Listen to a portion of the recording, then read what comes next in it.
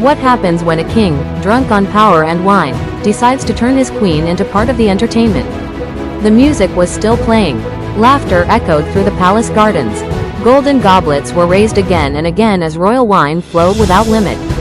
For 7 days, the fortress of Susa had drowned in luxury.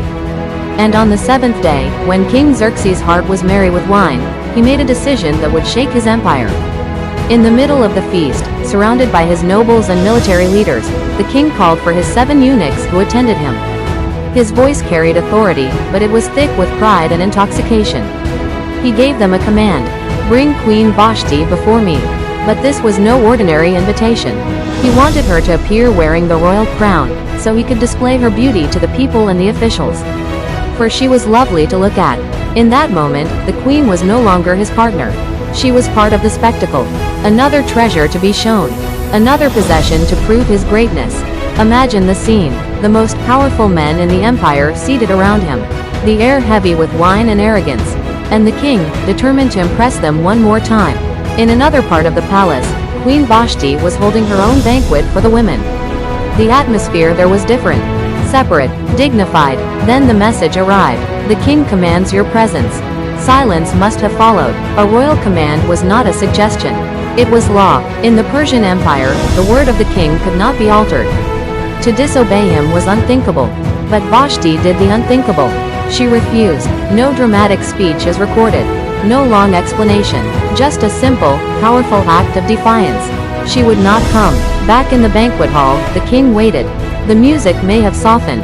The laughter may have faded as eyes turned toward the entrance, expecting the queen to appear crowned in royal splendor. But she never came. Instead, the eunuchs returned alone. And in that moment, something shifted. The king who ruled over 127 provinces, the man who had just spent 6 months displaying his power and wealth, had been publicly refused. The Bible says he became furious. His anger burned within him.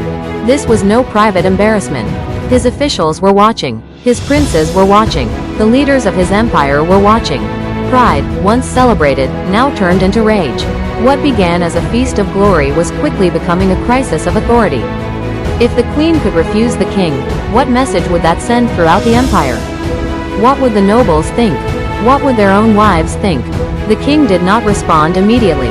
Instead, he turned to his wise men, those who understood the times and knew the law. He asked them what should be done according to the law with Queen Vashti, because she had not obeyed the command delivered by his eunuchs. The feast had changed. What was once music and celebration had become tension and political calculation. One woman's refusal had pierced the illusion of absolute control. And before the night was over, a decision would be made. A decision that would remove a queen, alter a kingdom, and quietly prepare the way for a young Jewish girl named Esther.